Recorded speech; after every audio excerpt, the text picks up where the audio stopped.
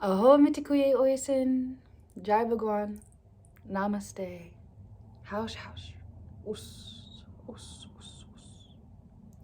So my intuition is calling me here because I found the statement that kind of like really like awakened me from the Teresa Crabtree statement.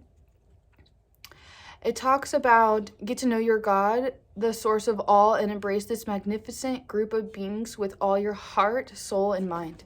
So when I am processing this statement from Teresa Crabtree, it brought me deep into this like state of feeling and deep knowing that there's like a mass group of consciousness or individuals who think about God multiple times a day. And then if we imagine all of those people like being one family, and then not just that, but like all those people who passed away over time, who have loved and devoted their souls and their life of like this higher, bigger than me thing, yes? And then imagining like all of them, you could say the angels and all of the team, and how we are all one family and like working together, and how there's like almost like a very thin veil between us and them, and how God is like always with us, and how like they are a part of God, and how we all are, right, parts of the whole, and how that all comes together. And that kind of very much so touched my spirit. And there's another part that says, remember the words you spoke about how you wish things would change? This touched me deeply because if you've ever had a private session with me, many times I encourage you to connect to God and to tell God everything that is wrong with your reality. And for you to just confess and just open up, just be real. Be like, God, I don't like this, or my mom did this, or I don't like this. What was this dream about? And asking deeper and leaning in and leaving a space so that we can receive that information and that love and that truth that comes with this pure sense of knowing within ourselves.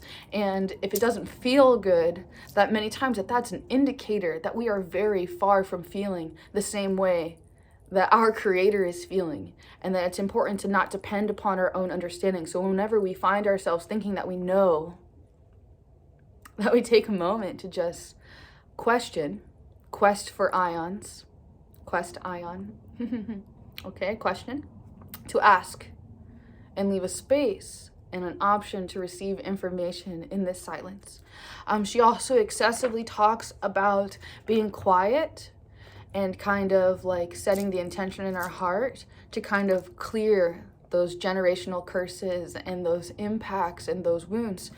My final statement I would like to also leave here is many times we become focused on the epigenetic memory of the trauma and the wounds, and you could say the sins of our fathers and all of that inheritance. However, I am welcomed to remind you of the blessings and the gifts that you've been given to, whether it's laying of hands, of being able to comfort and soothe and nurture, or if you're an amazing cook and that's what you love, I will encourage you to do what you love. That is your gift. If it does not feel good to do this act, or if you are not sure, please do not take steps. Attempt to not behave from a place of fear or control or any forms of limiting beliefs. However, when we are in it, it can be very, very difficult to see. I am reacting out of anger, or I am doing this move because I'm scared.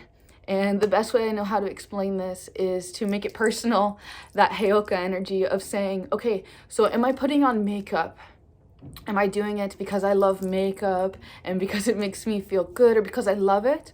Or am I putting on makeup because I'm scared? Because I'm scared, or control, because I want people to see me one way, etc. Like, it's this is a lesson from one of my greatest teachers I've ever had, and his teaching is how it's not what we do, it's the reason that we do it that's funding this expression. Again, are we doing it because we love it?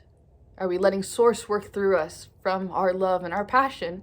Or are we driven by another force of nature? So I'll let you meditate on this. I love you. I have to run off to work now. Aho mitikuye oyasin.